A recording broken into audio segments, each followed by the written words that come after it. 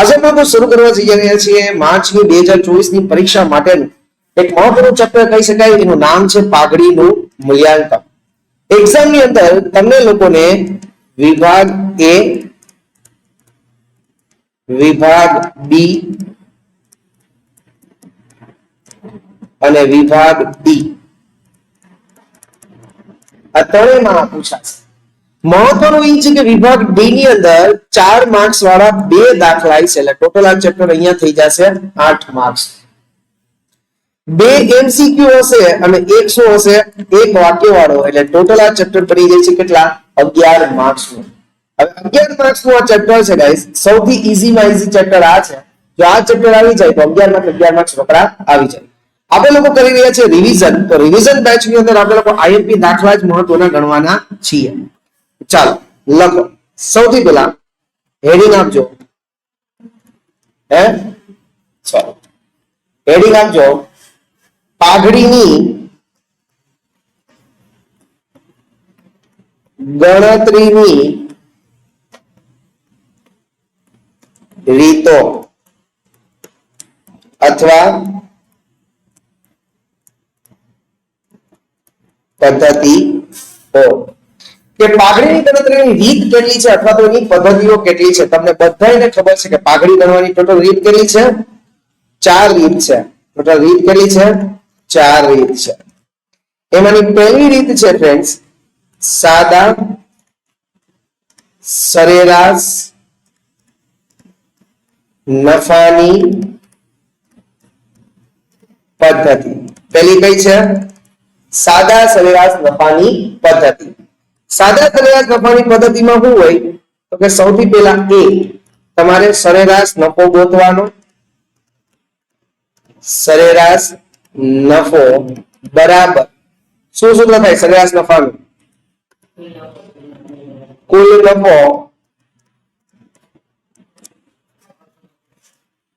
નફો છેદમાં કુલ વર્ષો ની સંખ્યા. ટોટલ કેટલા વર્ષ છે એ ગોતવાનું. બરાબર છે. અને બી છે પાઘડી બરાબર, પાઘડીનું સૂત્ર શું છે તો કે સરેરાશ નફો ગુણ્યા પાઘડી ખરીદીના વર્ષો. આ પાઘડી ખરીદીના વર્ષો પણ તમને દાખલામાં આપેલા હશે. એ દાખલાની અંદર આપેલા હશે. આપણે બધાને એક એક રીતનો દાખલો ગણવાનો છે. બરાબર છે. તો ચાલો આવી જાવ સ્વાધ્યાયના દાખલા નંબર કેટલામો છે ગાઈસ? ચોથો. આવી જાવ જે સ્વાધ્યાયનો દાખલા નંબર 4. આના જેવું ઉદાહરણ છે, બાજુમાં લખી નાખો. આના જેવું ઉદાહરણ નંબર 1 છે અને એ તમારો હોમવર્કમાં કરવાનો. આના જેવું ઉદાહરણ નંબર 2 છે, એ તમારો હોમવર્કમાં કરવાનું. બરાબર. નીચેની માહિતી પરથી ભાવેશ અને વિપુલની ભાગીદારી પેઢીની પાઘડીની કિંમત છેલ્લા 5 વર્ષના સરેરાશ નફાની 4 વર્ષની ખરીદી. અંડરલાઈન કરો. ખરીદીના વર્ષો કેટલા લેવાના છે? 4.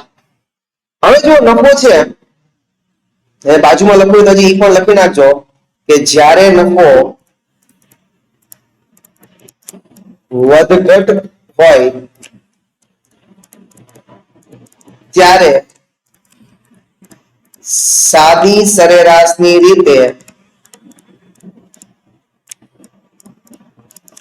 પાઘડી ગણાશે.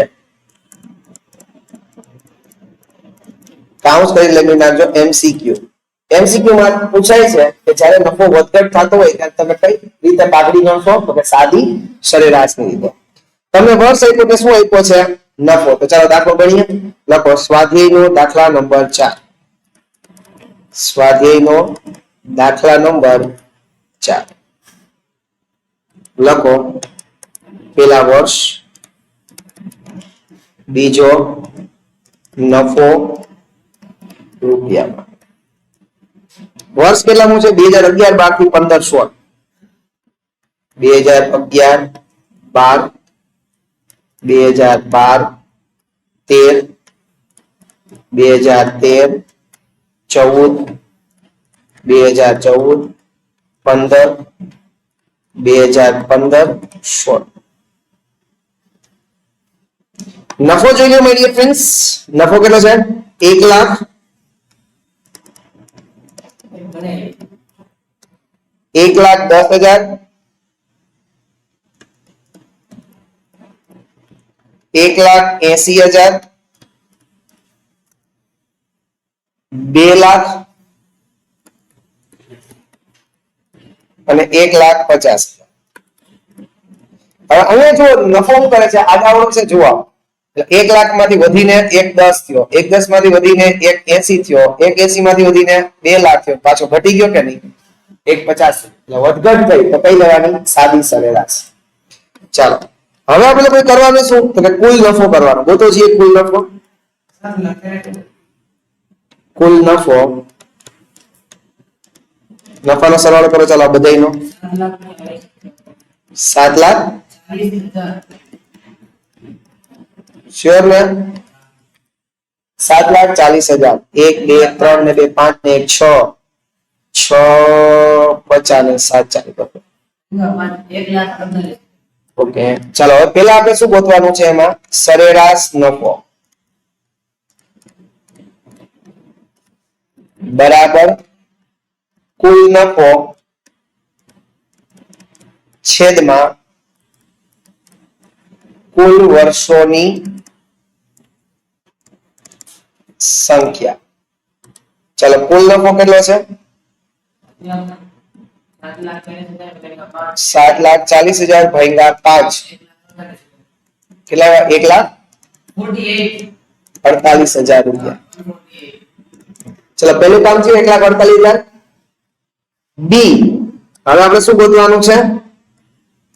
પાઘડી બરાબર સરેરાશ નફો ગુણ્યા ખરીદીના વર્ષો. જો જોઈએ ફ્રેન્ડ સરેરાશ નફો કેટલા આવ્યો છે?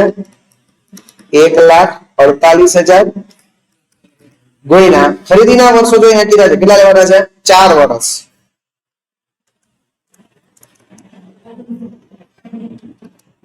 1,48 ગુણ્યા 4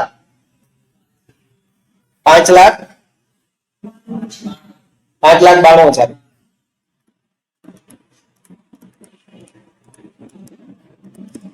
અહીંયા પાઘડીની કિંમત આવી આપણી 5,92,000 રૂપિયા. ક્લિયર? આ કઈ રીત હતી? સાદી સરેરાશ.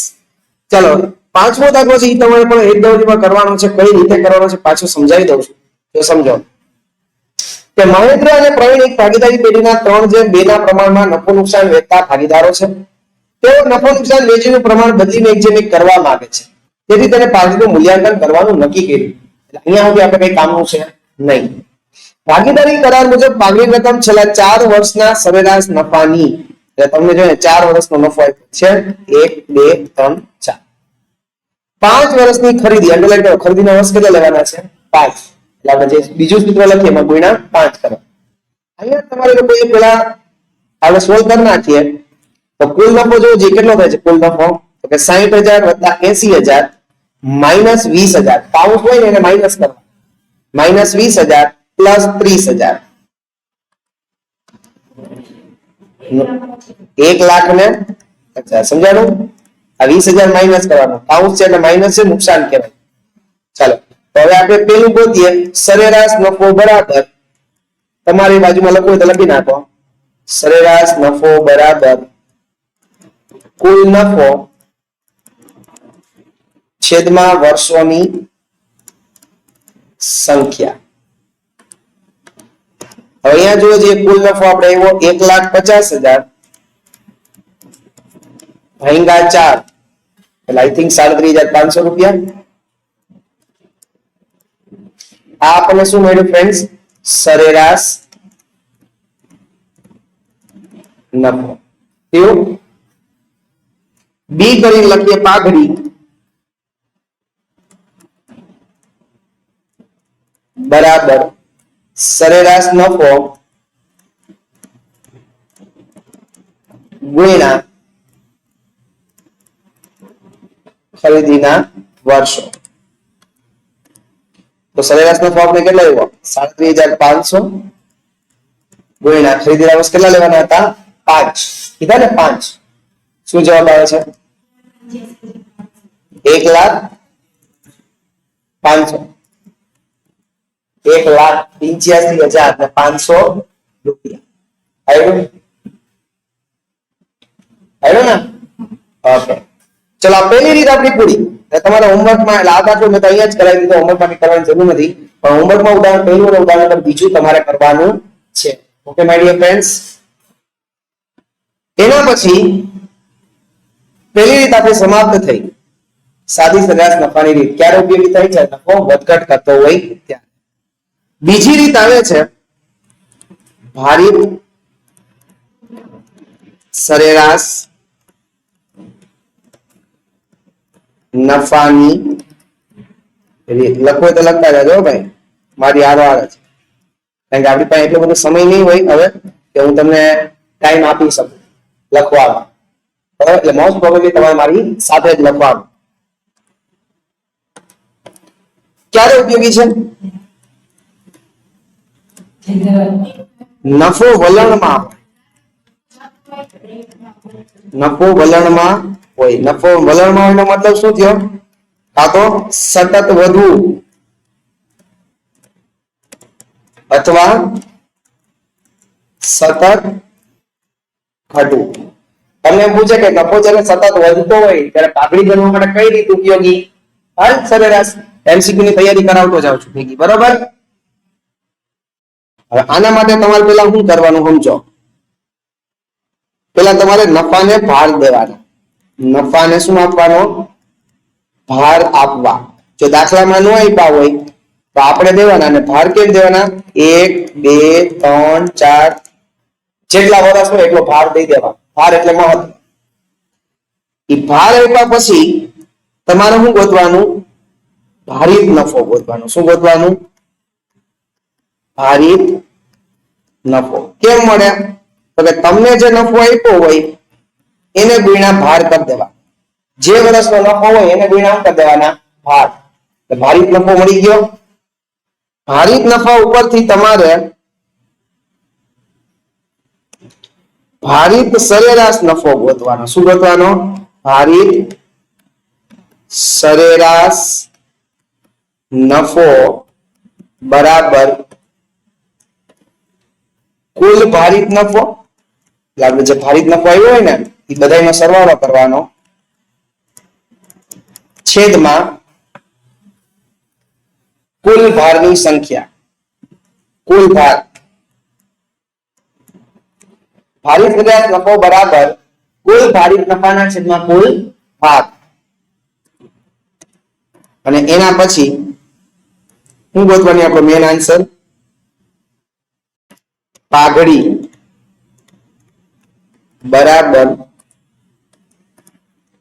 ભારિત સરેરાશ નફો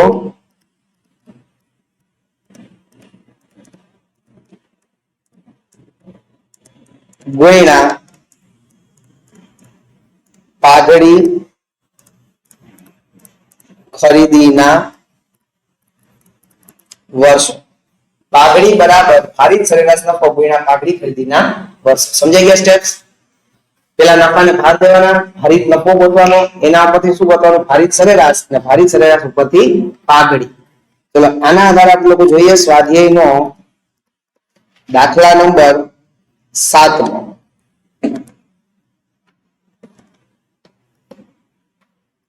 સ્વાધ્યાયનો દાખલા નંબર 7 આવ્યા.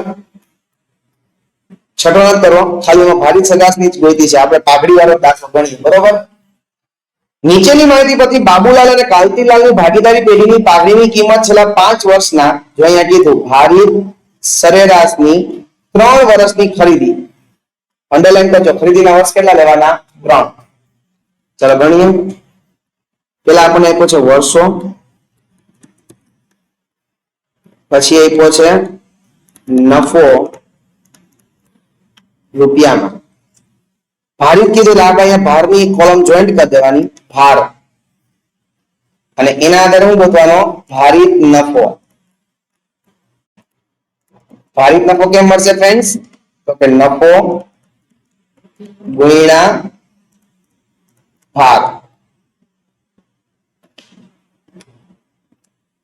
થઈ ગયું?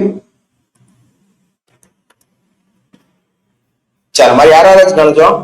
વર્ષ ક્યાંથી? 12 થી લઈને 16 17 સુધી. 2012 2013 2013 2014 2014 2015 2015 2016 2016 2017. નફો કેટલો છે? 40 60 75 40,000 60,000 75,000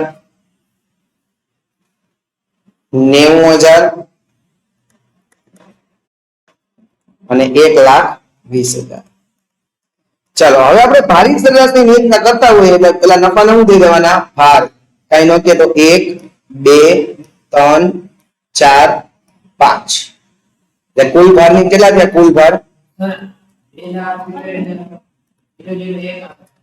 હા 15. 2 સિત્તેર કરના એક 10 રૂપિયા સુધીનો ફેર ચાલ આડા ઉપર. આ તો 2,79,000 રૂપિયા. 2,79,000. હાલો લખી નાખો 2,79,000 રૂપિયા અથવા 2,79,000 બે લખી નાખો અથવા કરીને પેપર ચેકર પાસે જે રકમ હોય એની પાસે 2,79,000 હોય તો 2,79,000 જોઈએ. એની પાસે 2,79,000 1 રૂપિયો તો 1 રૂપિયો જો એ પોઈન્ટ ની સાથે છે. પોઈન્ટ 500 આવતો હોય ને એટલે હા પણ એટલે પણ એ ભેગું પોઈન્ટ આમ ખેંચાતો જતો હોય ને બહાર સુધી પોઈન્ટ ખેંચાતો એટલે 40,000 ગુણ્યા 1 એટલે કેટલા થાય? 40,000. 60,000 ગુણ્યા 2 એટલે 1,20,000. 75,000 ગુણ્યા 3 એટલે 2,25,000. 90,000 ગુણ્યા 4 એટલે 3,60,000 અને 1,20,000 ગુણ્યા 5 એટલે 6 લાખ. બરાબર છે? હવે આ બધાનો સરવાળો કરો. નહીં કુલ ભારિત નફો કેટલા? આ બધાનો ભારિત નફાનો સરવાળો કરવાનો. આ ભારિત નફાનો કેટલા એવા? 13,45,000 થયું. હવે આપણે શું કરવાનું? પેલા એ ભારિત સરેરાશ નફો. ભારિત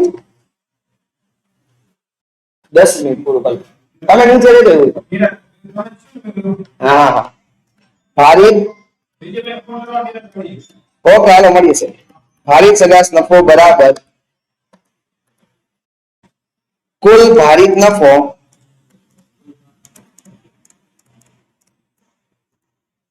છેદમાં કુલ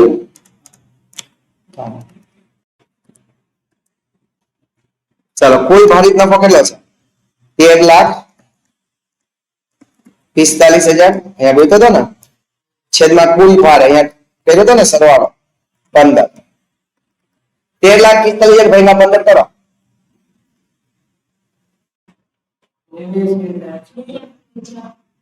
667 થાય. પછી ઘણાઈમાં જો 89,666.66 આમ આપ્યું હોય ને હવે જો એ પોઈન્ટ આમ ખેંચાતો જાતો એને કારણે રૂપિયાનો ફેર આવે. સમજાણો? એટલે અહીંયા હું 67 કરું એટલે આપણે 89,667 રૂપિયા રાખીએ. 0.50 પછી લેખાય આ બધા દઈએ. બી પાઘડી બરાબર ભારિત સરેરાશ નફો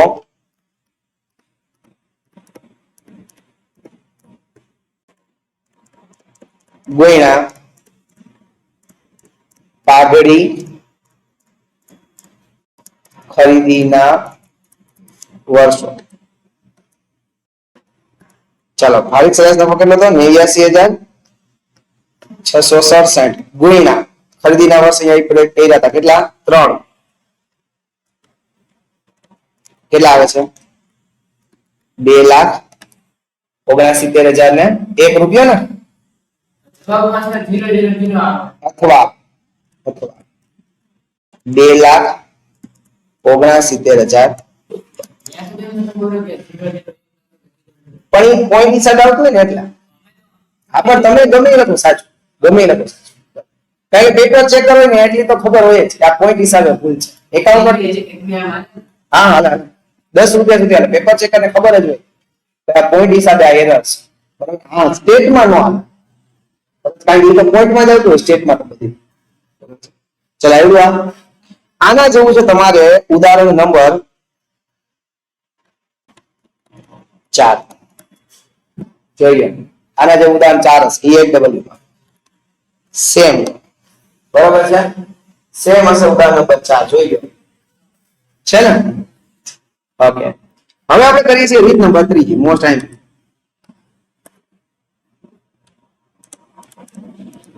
રીત નંબર 3 આનું નામ છે અધિક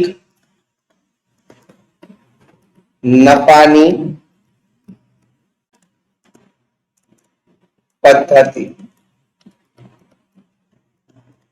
અધિક નફાની પદ્ધતિ આ છે આપણી રીત નંબર કેટલામી ફ્રેન્ડ્સ 3 બરાબર છે આમાં તમારે લોકોએ સ્ટેપ્સ યાદ રાખવા પડશે બરાબર છે સૌથી પહેલું સ્ટેપ 1 6 સ્ટેપ નો દાખલો છે ને 6 સ્ટેપ આવડવા જોઈએ તો આના 4 માંથી 4 માર્ક્સ આવે અધરવાઇઝ આવે નહીં પહેલું સ્ટેપ છે રોકાયેલી મૂડી કે ધંધામાં તમે કેટલા રૂપિયા રોક્યા છે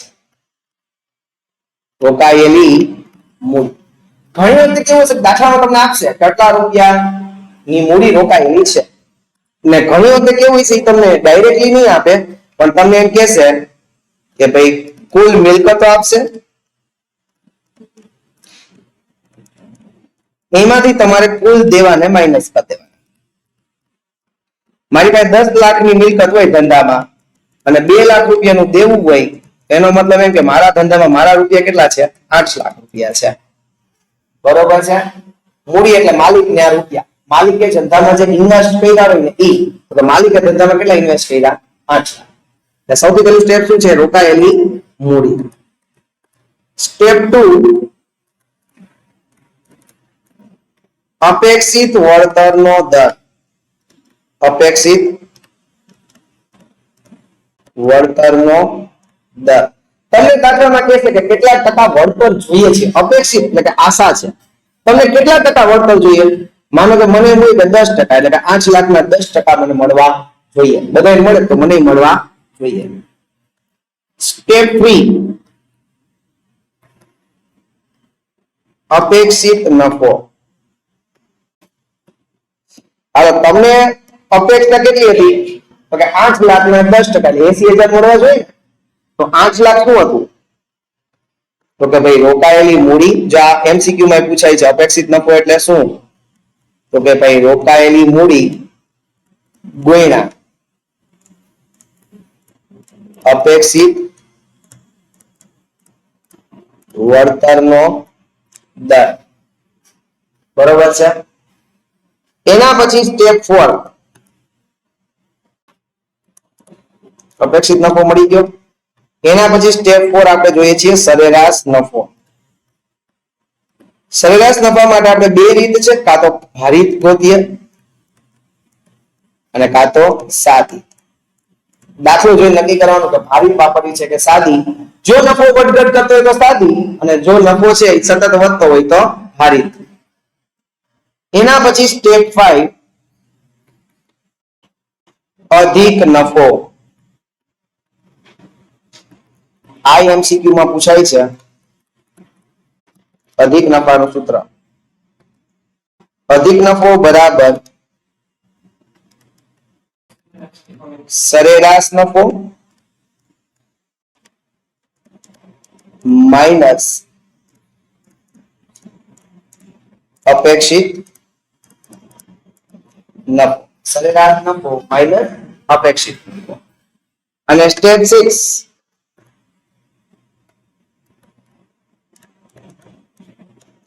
પાઘડી બરાબર અધિક નફો ગુણ્યા પાઘડી ખરીદીના વર્ષો. સમજાઈ ગયું? 6 સ્ટેપ્સ તમારે લોકો યાદ રાખવાના છે. પહેલું રોકાયેલી મૂડી એટલે કે કુલ મિલકત માઈનસ કુલ દેવા. બીજું અપેક્ષિત વળતરનો દર દાખલામાં આપ્યો જ હોય. ત્રીજો અપેક્ષિત નફો કેમ મળશે? તો કે રોકાયેલી મૂડી ગુણ્યા અપેક્ષિત વળતરનો દર. ચોથું સરેરાશ નફો કાં તો સાદી અથવા કાં તો ભારિત. દાખલામાં આપણે ઉપયોગ કરશું રીત 1 અને રીત 2 મુજબ. સ્ટેપ 5 અધિક નફો કેમ મળશે? સરેરાશ નફો માઈનસ અપેક્ષિત નફો. અને સ્ટેપ 6 પાઘડી. પાઘડીનું સૂત્ર જે અહીંયા અધિક નફો હોય તો અહીંયા મૂકી દેવાનો ગુણ્યા પાઘડી ખરીદીના વર્ષો. ક્લિયર? આના માટે આપણે લોકો જોઈએ છીએ સ્વાધ્યાયનો દાખલા નંબર 8. સ્વાધ્યાયનો દાખલા નંબર 8. પુષ્પા, પ્રતિભા અને ભાવના એક ભાગીદારી પેઢીના ભાગીદારો છે. તેઓ પોતાના નફો નુકસાન 3:2:1 ના પ્રમાણમાં વહેંચતા હતા. બદલીને 1:1:1 કરવા નથી કર્યું. તેથી પાઘડીનું મૂલ્યાંકન કર્યું. અહીંયા હું તમને પાઘડીનું મૂલ્યાંકન કરીએ એનું કારણ આપ્યું છે. એ આપણે કઈ કામનું છે નહીં. ભાગીદારી પેઢીના નફા અંગે તથા અન્ય માહિતીના ભાગીદારી પેઢીની પાઘડીની કિંમત અધિક નફાની. અહીંયા ખબર પડે રીત કઈ વાપરવાની છે? અધિક નફાની. અને 3 વર્ષની ખરીદી. અને ખરીદીના વર્ષ કેટલા લેવાના? 3 વર્ષ. ચલો અહીંયા તમને આપ્યું છે મિલકતો અને શું આપ્યું છે? દેવા. લખો સ્વાધ્યાયનો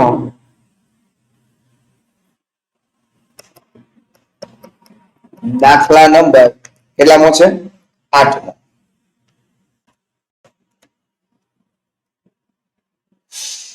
સૌથી પહેલું સ્ટેપ ચલો યાદ કરતા જાઓ. સ્ટેપ 1 શું હતું?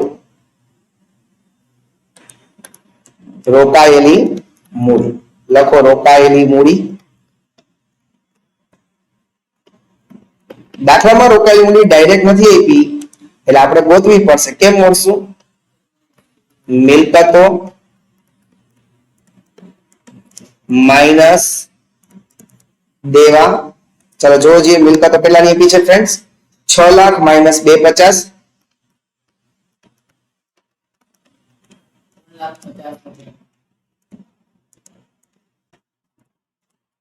એટલે કેટલા આવશે? 3,50,000. થયું પહેલું સ્ટેપ 1 રોકાયેલી મૂડી મિલકતો માઈનસ દેવા. ચલો એના પછી સ્ટેપ 2 શું હતું? એમ એટલે જ કહું દાખલા ગણ મિત્રો. અપેક્ષિત વળતરનો દર. અપેક્ષિત વળતરનો દર કેટલા ટકા આપ્યો છે? અહીંયા જોઈએ દાખલામાં છે અપેક્ષિત વળતરનો દર 10%. એના પછીનું સ્ટેપ 3 શું હતું ફ્રેન્ડ્સ? અપેક્ષિત નફો બરાબર શું કરશું? સૂત્ર રોકાયેલી મૂડી ગુણ્યા અપેક્ષિત વળતરનો દર. ચલો જોજો ગાઈસ રોકાયેલી મૂડી કેટલી છે આપણી? તો કે 3,50,000 એને ગુણ્યા 10% કેટલા આવશે? 35,000. Clear guys?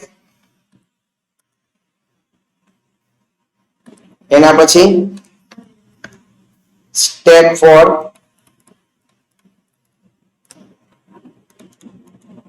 સરેરાશ નફો. જો અહીંયા તમને વર્ષ આપ્યા ને નફો આપ્યો છે રૂપિયા.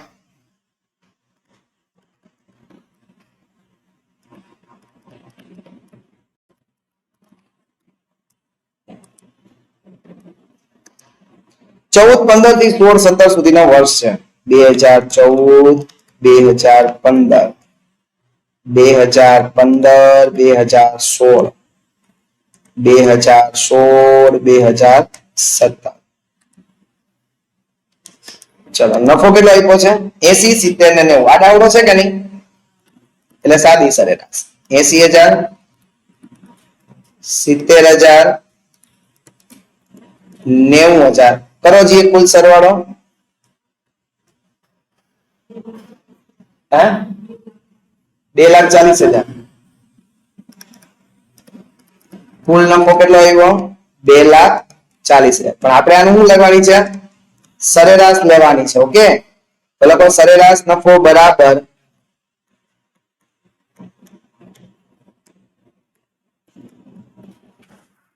કુલ નફો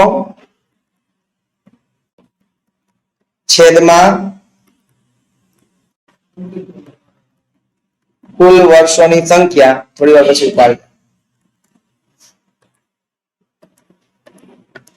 ચલો કુલ નફો કેટલો છે ફ્રેન્ડ્સ? 2,40,000 છેદમાં કુલ વર્ષની સંખ્યા કેટલી? 1, 2 ને 3.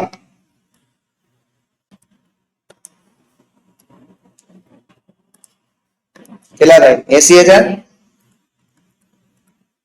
આવડું? ચાલો પેલા સ્ટેપ પૂરા કર્યા 4. એના પછી સ્ટેપ 5 શું હતું? અધિક નફો બરાબર શું સૂત્ર છે? શું હતું? સરેરાશ નફો માઇનસ અપેક્ષિત નફો. જોવો જોઈએ, ચાલો સરેરાશ નફો કેટલો હતો? 80,000 હમણાં જ ગયો ને. માઇનસ અપેક્ષિત નફો જોવો હમણાં ગયો સ્ટેપ 3 માં 35,000. સ્ટેપ 3 માં ગયો તો ને 35,000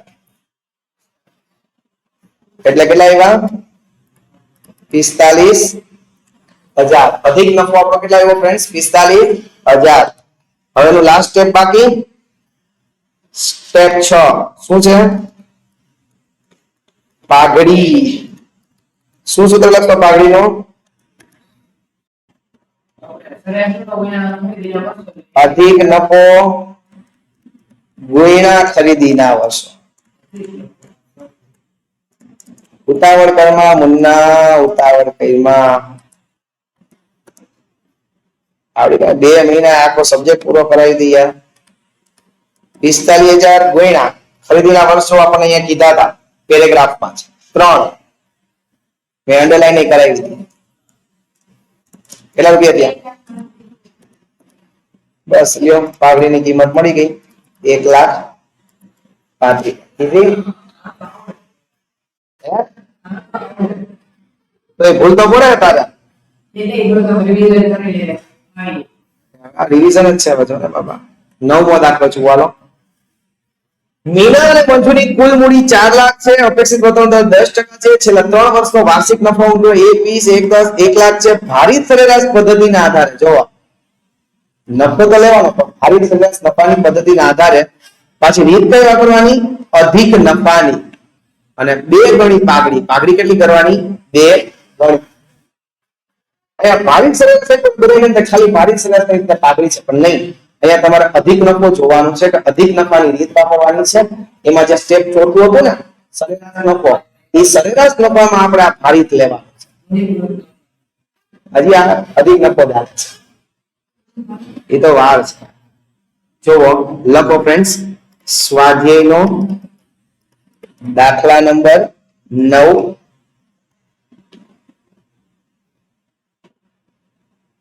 ચલો અધિક નફાની રીત છે ને. સ્ટેપ 1 શું હતું? રોકાયેલી મૂડી. ચલો કેટલા રૂપિયા છે રોકાયેલી મૂડી ફ્રેન્ડ્સ? 4 લાખ.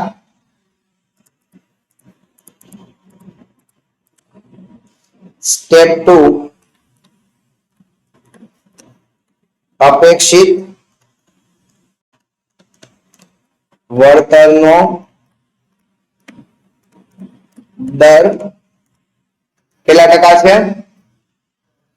10%. સ્ટેપ યાદ હોવા જોઈએ, બાકી બધું પૂરું.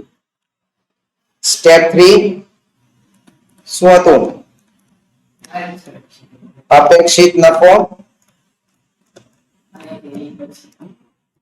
બરાબર શું લેશું? રોકાયેલી મૂડી ગુણ્યા અપેક્ષિત વળતરનો દર એટલે 4 લાખ ગુણ્યા 10% એટલે કેટલા થયા ફ્રેન્ડ્સ? 40,000. ઓકે, એના પછી સ્ટેપ 4 શું લેશું? સરેરાશ નફો. પણ કયો લેવાનો છે? અહીંયા ભારિત લેવાનો છે. એટલે ભારિત સરેરાશ નફો. બરાબર, ભારિત સરેરાશ નફો. તો એમાં અહીંયા આપણને વર્ષ આપ્યા છે, અહીંયા શું આપ્યું છે? નફો. ભારિત સરેરાશ આપ્યો એટલે શું દેવું પડે એને? ભાગ. અને એના આધારે શું ગોતવાનો? ભારિત નફો. ભારિત નફો કેમ મળે? નફો ગુણ્યા ભાર કરવા.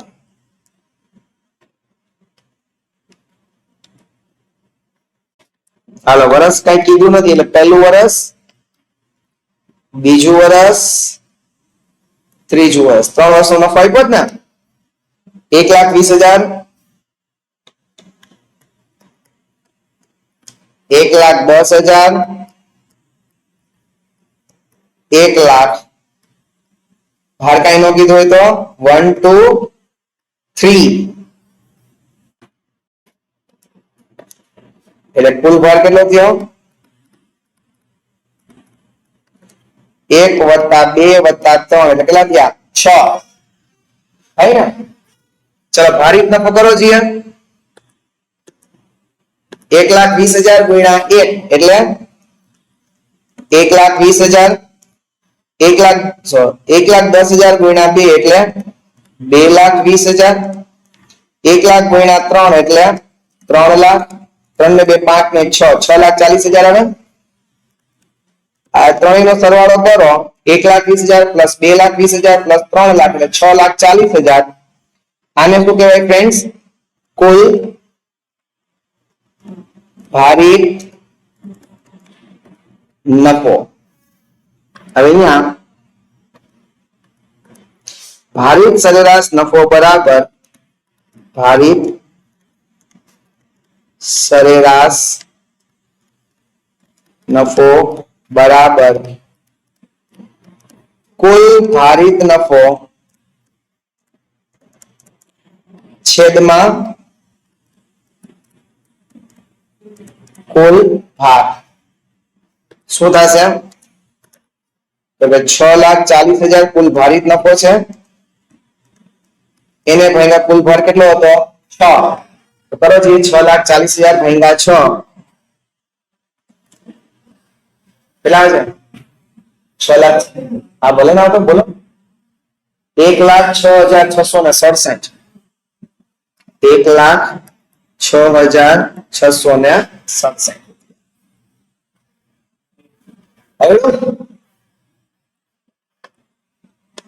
એના પછી સ્ટેપ 5 શું લખવાનો? અધિક નફો બરાબર સરેરાશ નફો. સરેરાશ એટલે આપણે ભારિત લેવાનું બરાબર માઇનસ અપેક્ષિત નફો.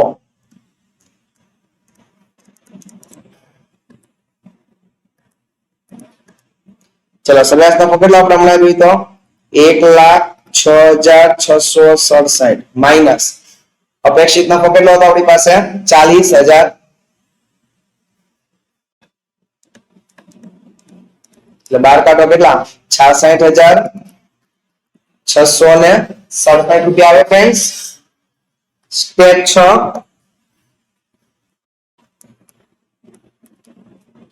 પાઘડી બરાબર અધિક નફો ગુણ્યા પાઘડી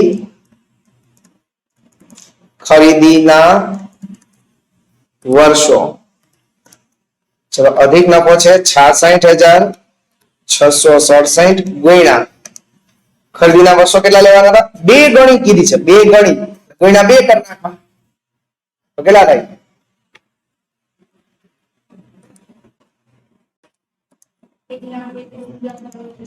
1,33,334 ક્લિયર આવ્યું? ચલો એના પછી સ્વાધ્યાયનો 12મો દાખલો અહીંયા બેન જાતે કરો. સ્વાધ્યાયનો 12મો દાખલો. રાજેશ અને હરેશ એક ભાગીદારી પેઢીના ભાગીદારો છે. તેઓની ભાગીદારી પેઢીના નફા તથા અન્ય માહિતીના આધારે ભાગીદારી પેઢીની પાઘડીની કિંમત અધિક નફાની 2 વર્ષની ખરીદી.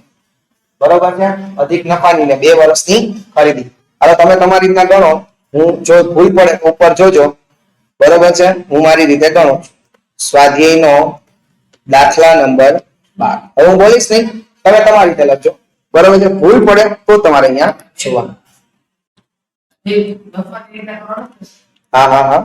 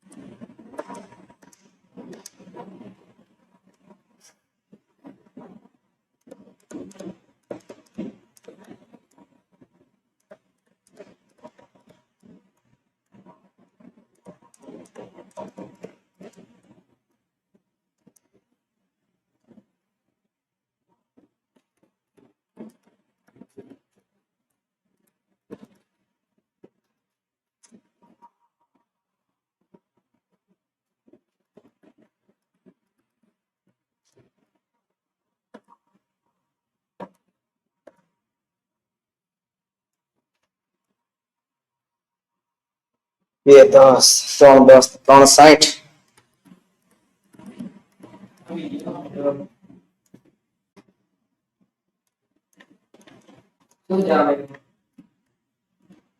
તારા જેટલી સ્પીડ ન હોય ને તો સમાર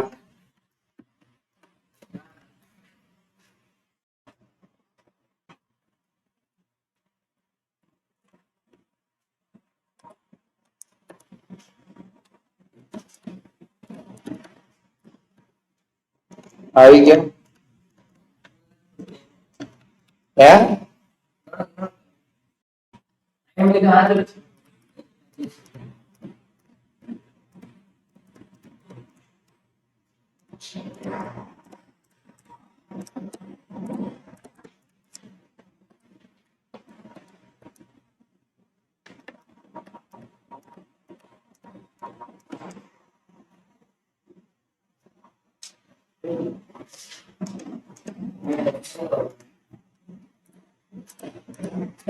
વધ્યો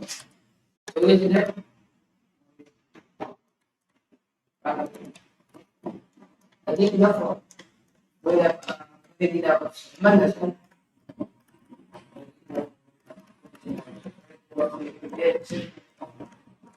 બે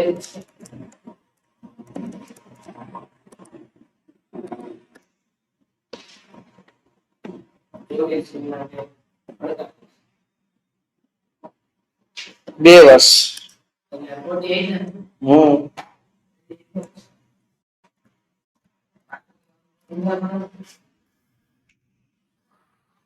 अड़तालीस.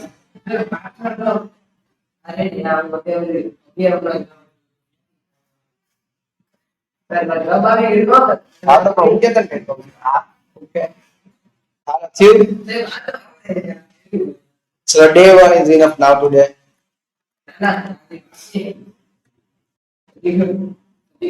કાલે ચલો હાલ તું રાખીએ છીએ મળી આવતીકાલે બરાબર છે આવતીકાલે અડધું લેસન